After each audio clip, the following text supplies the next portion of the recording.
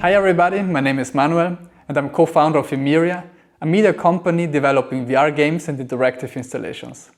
Houdini 20.5 just released with a major new highlight, of course a new COP network called Copernicus. And in this tutorial we will have a look how to work with it and creating an architectural stylized section. We will see a complete workflow from SOPs to Solaris, then using Copernicus where we create all the graphical look and then rendering it out using Karma. If this tutorial is useful for you, subscribe and also follow me on social media. This would help my channel a lot and you will also not miss upcoming videos. That being said, let's get ready.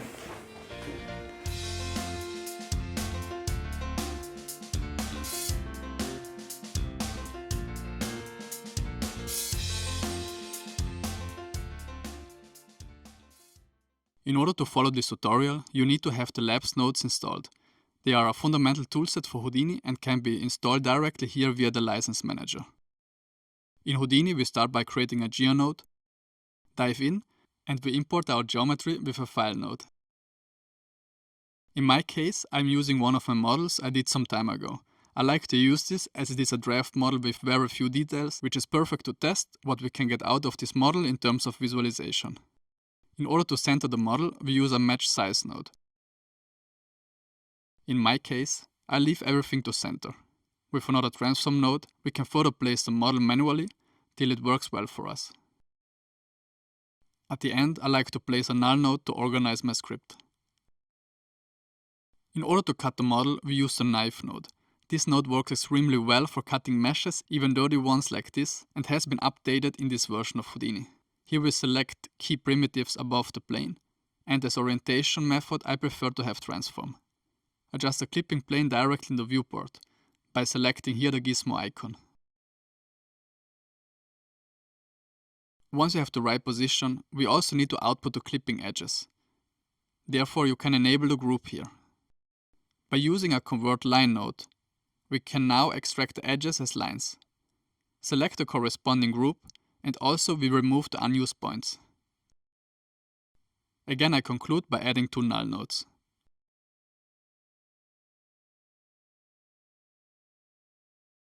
Perfect.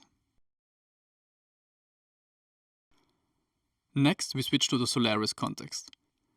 Here it's also really useful to switch the UI to the corresponding one. In here we set up the scene together with the lights, camera and materials, to rendering it out using Houdini's native renderer, Karma. We start by importing our geometry with a SOP import node. Here we select our mesh and then give the node a logical name. I like to place all my meshes into a geometry path to keep it more organized. Let's move on to import also the lines in the same way.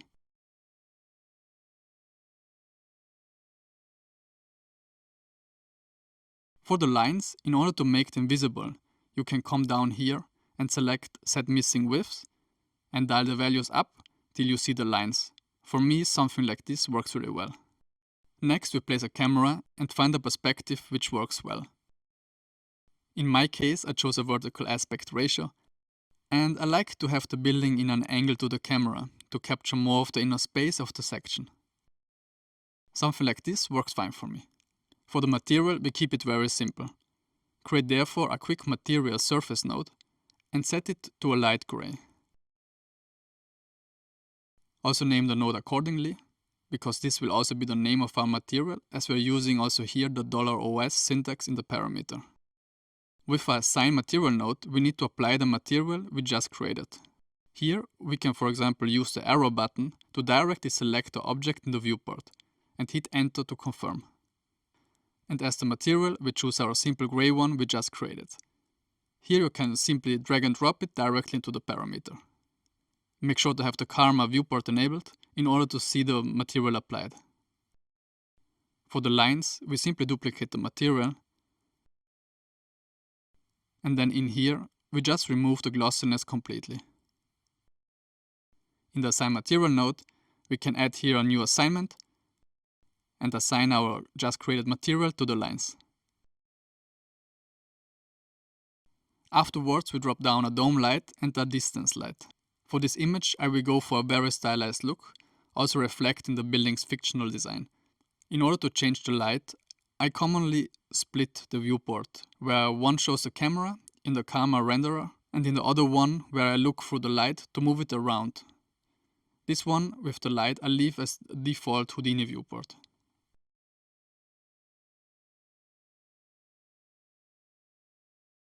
For now, something like this works fine to me. As last for this part, we add a karma node. This comes with a karma render settings node and a USD ROP output node. In the render settings, we choose XPU as our render engine of choice and increase here a bit the resolution. Now, before we jump into the new Copernicus network, we prepare some AUVs, which we will have directly access into the Copernicus network.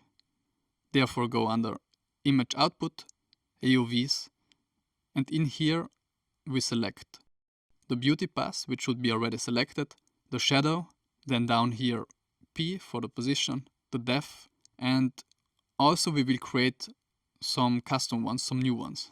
One will be a crypto object, just add a new AUV layer, and then here we search for crypto matte object. Leave it as it is. And further, we would need a layer which shows random colors per face. In our case, it would be a color attribute applied on the primitives. For this, we go quickly back to the subnetwork and we add an attribute adjust vector. The attribute we want to change is CD and it should be applied to primitives. Also select here random value. And now we can go back to our AUV settings. Again here we add a new AUV layer, name it faces, and the attribute we want to render out is called display color. Display color is a corresponding attribute in the Solaris context representing CD. Also set the format to color tree float and the source type to primvar. You might have noticed now that we are also rendering the random color in the viewport. This is something we don't want to have, and this is because we need to come back up to the material and remove the display color in the color primvar, which is assigned automatically. In order to check the AUVs in the viewport, we can highlight the karma render settings node and then come here in the viewport and we can select the different AUVs we just created. Last, make sure to be inside the right camera and set the right render settings in the viewport. This is important, as what you see here will be passed through directly into the COPS network. Now we create a COP network and jump right in. For the real-time compositing of our render, we need a slap comp block. This allows us to make changes in real time to the main image coming from the renderer itself and sending it back. As a test, we can use a simple HSV adjust node and change the hue value. If you can't see anything in the viewport, try hitting spacebar and H or spacebar and G when you're hovering in the viewport. This should zoom in automatically to your comp element. Coming back to the Solaris context, we have now the option to apply this slap comp by enabling the slap comp here in the viewport. And if you have multiple comps, you can choose here which one you want to apply. Important to say, every time Houdini crashes or you reopen the file, you have to come back to the Solaris context and let the image render here again before you jump back into COPS.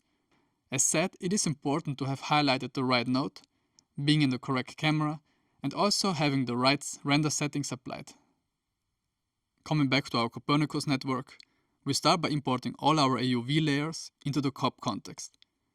In the slap comp import node, we can click Add AUVs from last render, and it will do it automatically. We start now by creating the main outline around our mesh. Here we use a edge detect by depth node. This node requires a depth mask as input. Here we plug in the depth map first in a remap node to get a clean remapped gradient. We dial the input max value up until we see the gradient come into place. For me, it's around 108. Further, we can also use the curve to adapt the gradient further. Kind of like this. This result we can now plug into the edge detect node. And then here, playing around with the thickness scale and the depth tolerance till we reduce the edges to only the outline of the geometry. With another remap node, we can further adjust the contrast of our outlines to something like this. We will now use this texture as a mask, like in Photoshop, to cut out the outline from a solid color of our choice. Drop down a constant node and set it to RGB. We can use here our C layer from the render, which comes as RGBA. First we convert it to RGB only, with the corresponding node.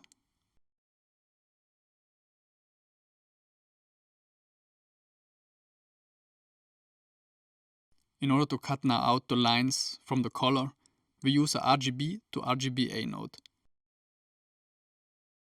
We can use the outline layer from before as the alpha mask to cut out the lines from the constant color. You can imagine it like this: the black will delete any pixels while the white will keep it. This gives us now the freedom to change the color of our lines freely. Also, because it is procedural, we can come back at any time to further readjust the lines as we like. To see the result, we overlay the outline we just created with our render. Add an over node, which is basically a blend node with the preset of overlaying. In the background we place the render called C, and in the foreground our contour. Next we create the lines of our mesh. For this we use our edge detect by contour node. As source we use our custom AUV output called faces. The edge detect node will try to trace lines around each individual colored face. In the settings you can dial the contour tolerance and the thickness scale in order to find the best results. A remap node can be used further to give some extra control over the lines. Now we use RGB to RGBA node as before to cut out our lines. As RGB input we take again our constant output and we are masking it with our just created lines.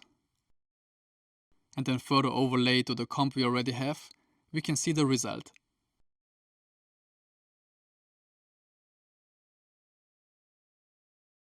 This looks good, but I would like to not have the mesh lines the same throughout the whole image, but rather making them weaker towards the inside of the building. For this we create another mask representing a gradient in the depth of the building.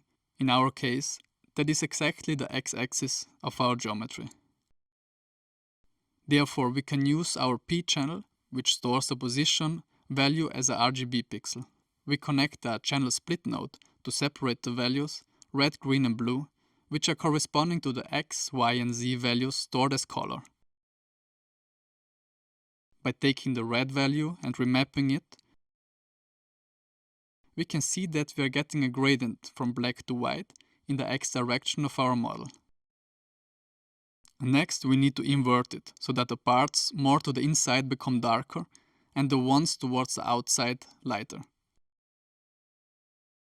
With a multiply node we can now mask the lines out.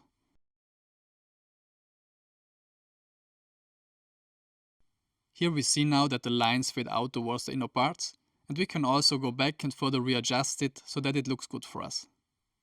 As third layer, we are going to add some hatching to the image. We start with a tile pattern node. This is a very versatile node, allowing you to create all sorts of different patterns. As size reference, we plug in first a constant node. In order to create diagonal hatch lines, we scroll down here and disable the inset. Also, we change the rotation to -45 degrees and then dial down the horizontal scale and overshoot the vertical one in order to get the tiles to lines.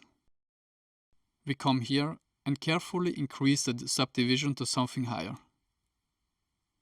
Again, readjust the horizontal scale to make the lines thicker or thinner, and should you see some seams, keep on increasing the vertical scale till they disappear. Once we are satisfied with the pattern, we use a RGB to RGBA node again to cut out the lines.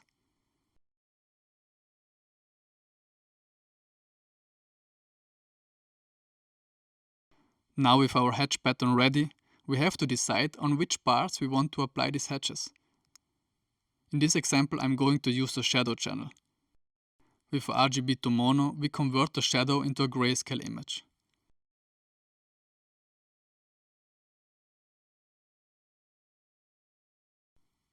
Afterwards, we invert it with an invert node and then further adjust it with a remap.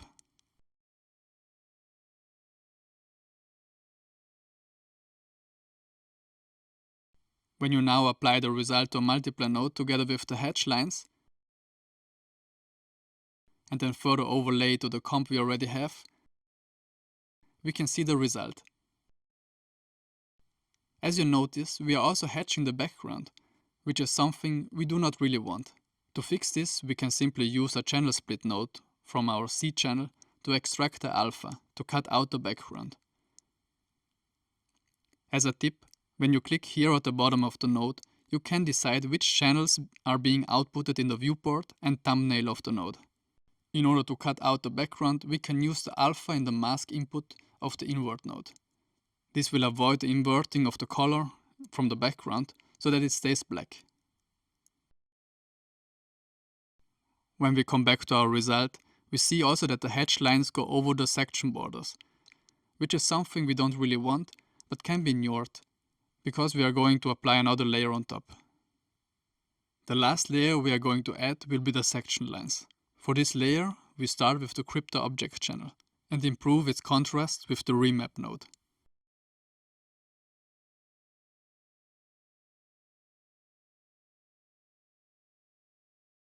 Next, we use a chroma key node to key out the colored elements of our section lines. Change the color wheel to the corresponding color. In my case, it is already green, but this might vary in your case. You can also preview the result here. Next, we use again a split channel node to extract the alpha again and use it on our map.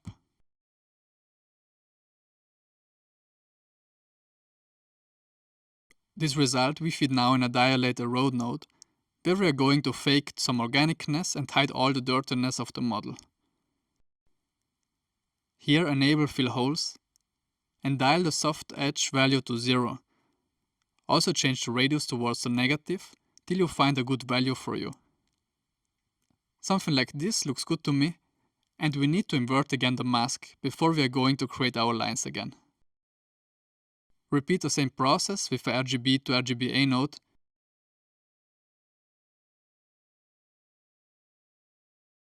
And finally, we add this last layer to our composition.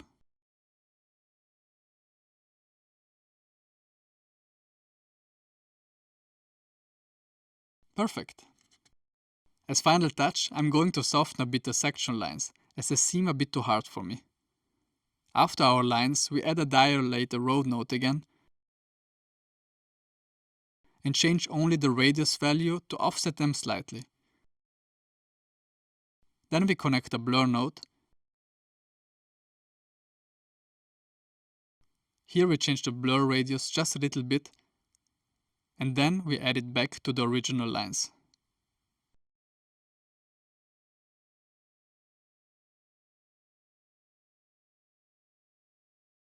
Now when we connect it back, make sure that the comp is connected to the C output of our slab comp, and then get ready to render it out. Coming back to the Solaris context again, we can check our final comp by enabling the slab comp here in the viewport. Make of course sure that you have enabled Karma as your render engine and being in the right camera. To render out the image together with the comp, we select the USD render node and then go under Husk, Slab Comp, where we add our COP network. As source, select COP network, and the node we are going to render out will be the slab COP end node. Also add a label here. As for the time of this recording, I had problems in rendering out this comp. It just showed the normal rendering without the comp on top. After some backtracking, I realized it might be related to the tile pattern node, because when I worked around by exporting the hatch pattern to disk with a ROP image node, and then re-importing it with a file node, the render worked again. Maybe in the time you're watching this video, this might be already fixed, or I was really missing something. But once I did that, it rendered completely fine. To render, I like to use the render to mplay as it shows me immediately how it looks, and also I can check all the AUVs at the same time. Thanks for watching. If you liked it, subscribe and follow me on social media. See you in the next one. Ciao.